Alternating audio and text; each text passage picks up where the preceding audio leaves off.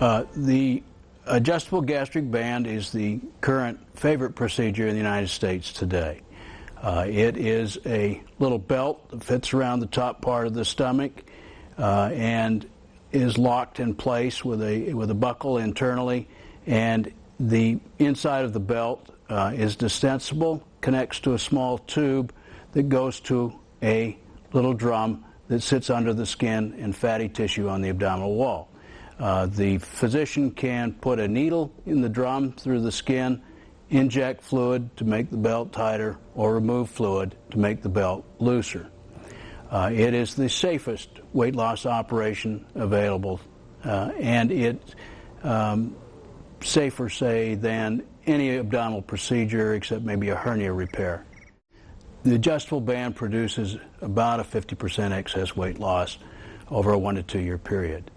One of the things that's different about this from other weight loss procedures is the frequency with which a patient sees their physician in follow-up. Usually at about 4 to 6 week intervals during the first year, every 2 to 3 months, second and third years, and every 6 months to a year thereafter.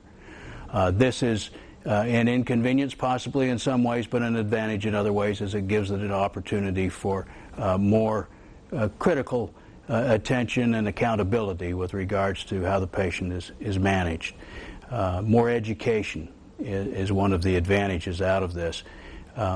The problems with the band, to the extent that they are, early on consist of having this little drum under the skin and fatty tissue turnover, which sometimes it will do, and that requires a small operation to correct. And bleeding is probably the only important complication that ever occurs when the band is placed initially. Long term, some of the stomach can squeeze up through the band and produce a great big pouch that requires an operation to correct. That's sometimes called a slip. Another long-term complication affecting maybe one patient in 200 is that the band, for reasons unknown, can wear its way through the stomach wall and into the interior of the stomach and have to be removed. As a generality, neither complication is life-threatening. And as a follow-up to both of those things, it's virtually always the case that the surgical procedure is much safer than for the patient to continue with the obesity and the complications associated with obesity.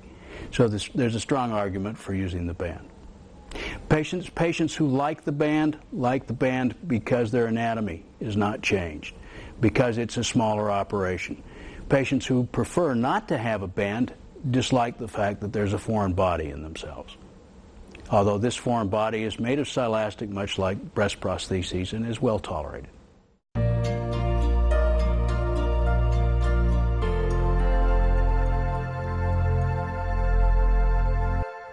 The gastric bypass is the gold standard operation in the United States today, and I've been doing the gastric bypass since about 1987, when it was the sort of new operation on the block and gradually replaced stomach stapling.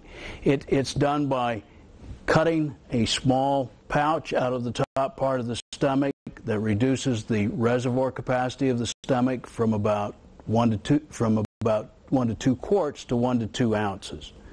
That little pouch is hooked up to a limb of intestine that connects again with the bypass stomach to create the two limbs of a Y, hence it's called a Roux-Y gastric bypass. The small pouch means that a patient eating will feel full sooner.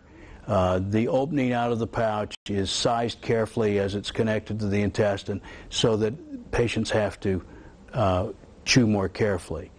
What also is a byproduct of this operation is that by bypassing the stomach, when the food stream bypasses the stomach, it results in the non-production of a hormone called ghrelin that makes people feel hungry and typically cycles up and down during the day 2 or 3 times and causes us to eat.